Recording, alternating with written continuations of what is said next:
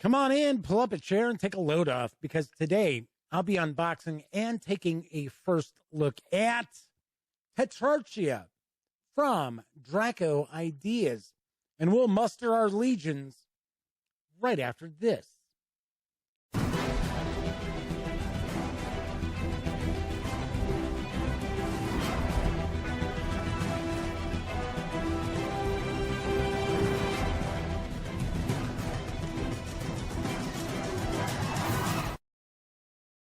Howdy, gang. Welcome once again to the Duct Tape Studios.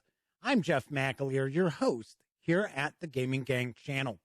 I'm going to take a first look at Tetrarchia in just a moment. But first, I do want to remind you, we are in the final days of the Gaming Gang October Spooktacular 2021. And that means each and every day, there's a brand new tabletop gaming related video over on thegaminggang.com, as well as here on YouTube. Could be a first look, such as this video, or it might be a review, or if it was Monday, Tuesday, or Wednesday, it's an episode of my live stream, The Gaming Gang Dispatch, where I bring you the latest in tabletop gaming news and first looks at tabletop games. And all throughout the month at 9 p.m. Central, I've been hosting spooky old-time radio shows destined to put a chill down your spine. So if you're looking to kind of keep up the Halloween mood, by all means, visit thegaminggang.com. Right, that said, today I am going to unbox and take a first look at Tetrarchia, or Tetrarchia. Not sure exactly how to pronounce it. I believe it's Tetrarchia. It is from Draco Ideas. It's designed by Miguel Marquez with artwork provided by Matthias Cazorla and Miguel Marquez. The game is for 1 to 4 players. There is an expansion included with this that does bump it up to a 5-player game. It's for ages 10 and up, plays in 20 to 40 minutes. It's going to carry an MSRP of 30 euros, which should be around $39.99 when it makes its way into stores shortly. Do want to mention this is a new edition of this game. So let's swing on over to the other camera because here we've got Tetrarchia. This looks kind of interesting. This is an abstract historical game. I do understand it's supposed to take place in the 3rd century and the Roman Empire is falling apart, and each of the players actually portrays someone who is, I believe they lead a legion. Let's take a look at the back here. It says, by the end of the 3rd century, the Roman Empire has too many enemies for the Emperor Diocletian.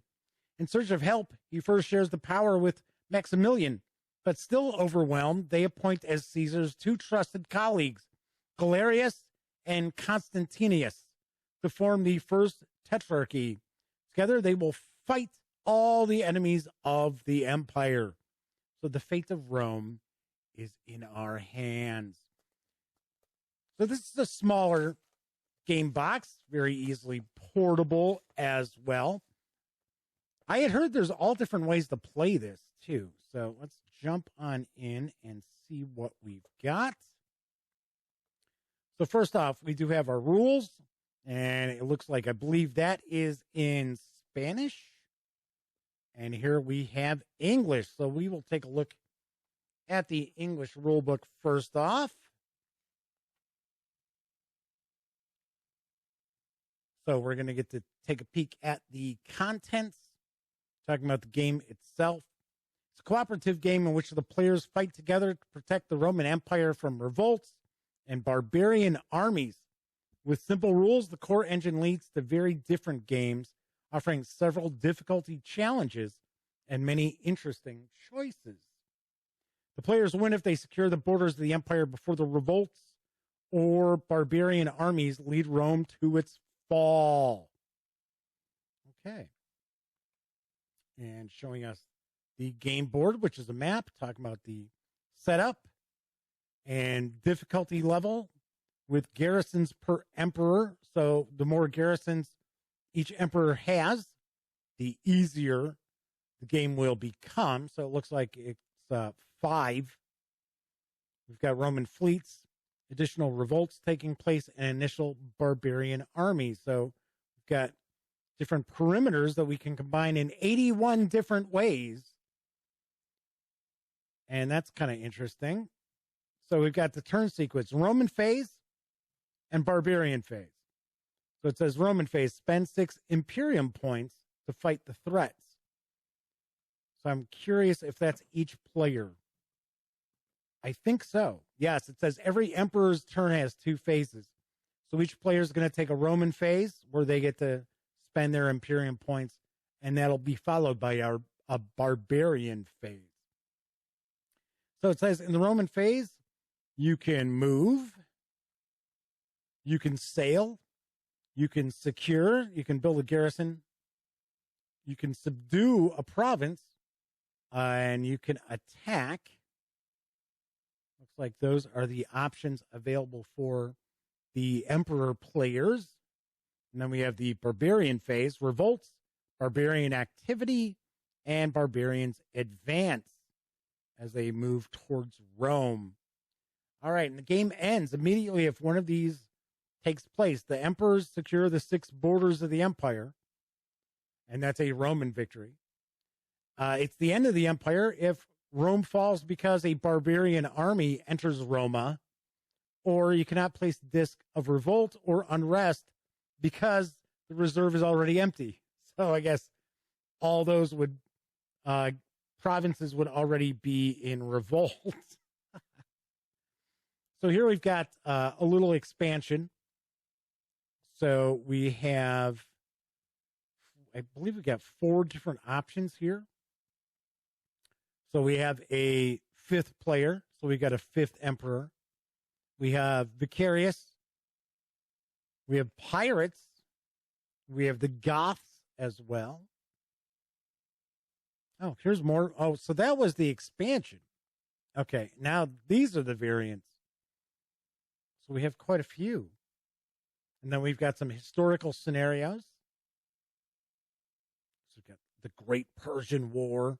Then we got a little bit of information about each of these 4 historical scenarios as well. And then looks like we've got a bit of a player aid on the back. Looks like a pretty easy game to jump on into. So that is the rule book. Got a bunch of counters and discs and everything else. We'll take a look at those last. Got some dice. Oh, this is kind of interesting. So we got the white die and a black die. So the white die actually has Roman numerals on it. Let's see what we've got here as far as our game board. Pretty small game board. Oh, yeah. I mean, to be honest, you could easily toss this into a backpack someplace. Let's get a little closer look. Let's move in a little bit so we can get a better look at this. Board looks pretty nice. Here's those dice I was just talking about here with the Roman numerals on them. Okay, so we've got a bunch of different discs. We have different fleets.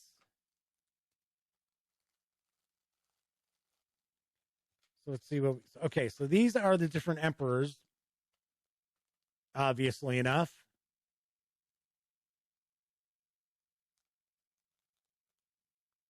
Like so. And it looks like so. And that's in the 5 colors, because remember, we've got the expansion, which allows for a 5th player.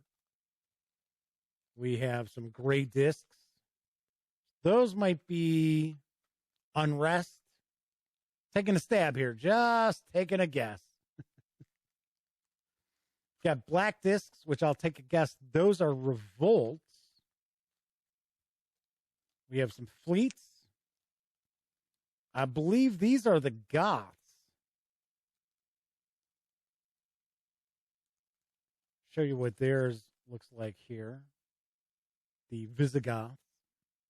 Almost looks like kind of like a bell, but it's not. It's supposed to be like a barbarian's head and shoulders is what it appears to be. And then we've got some discs in the player colors, which no doubt is when you secure a province, you're going to put your colored disc there to show that you have secured that. Now, I'm not sure if there's rules for those falling back into unrest or revolt. I'm not sure. This looks like an interesting, quick game to jump into and check out. Once again, remember, it's got a playtime of 20 to 40 minutes. So we have the cool game board. Nice. This has a nice, clean look. It's one of the things that I actually like about this. Nice, clean look to it. Looks like these are roads connecting. I am not sure what that means. So maybe it's more difficult. That's possible. That maybe it costs you more of your points to move across these. So we've got the board. We've got the various different tokens. We've got our 2 dice, which I believe the dice do control the barbarians. I think that's what those dice do. We've got our rule book in, I believe, Spanish. And then we have the English rule book. And that's what we find when we take everything from Tetrarchia outside the box. Of course, I'm going to have a review of this in the very near future. And I have to point out, my nephew Cameron is back from his basic training. So we're going to get a lot of gaming in finally. So very cool. We're going to have most of the gang back together. All right, so let's swing back over to the other camera. Once again, Tetrarchia is for 1 to 4 players, 5 with this included expansion. It's for ages 10 and up, plays in about 20 to 40 minutes. And it will carry an MSRP of 30 euros. Approximately $39.99 is usually what I see that break down to here. And it is arriving in stores shortly. All right, that's it for this time out. If you like this video, by all means, please give it a quick thumbs up. Subscribe to the Gaming Gang channel if you haven't already. And if you do subscribe, ding that bell. It'll not only let you know when the Gaming Gang loads up a brand new video such as this, it'll also inform you when my live stream, the Gaming Gang Dispatch, airs Monday, Tuesday, and Wednesday evenings at 7 p.m. Central, right here on YouTube. Of course, when you're not watching videos on the Gaming Gang channel, be sure to visit thegaminggang.com for all the latest in gaming news, reviews, and a whole lot more. You know the drill. Get your geek on at thegaminggang.com. Once again, I'm Jeff McAleer. Thank you so much for taking some time out to watch this video. And until I see you next time, here's hoping you get to enjoy plenty of great gaming with your gang.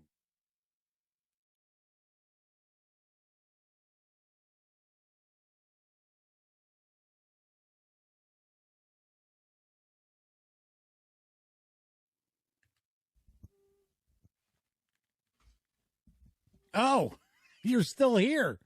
Well, while you're kicking it, how about subscribing to the Gaming Gang channel? Or seeing the latest episode of the Gaming Gang Dispatch? Or finding out what YouTube recommends you check out here at my channel? And of course, don't forget, get your geek on at thegaminggang.com.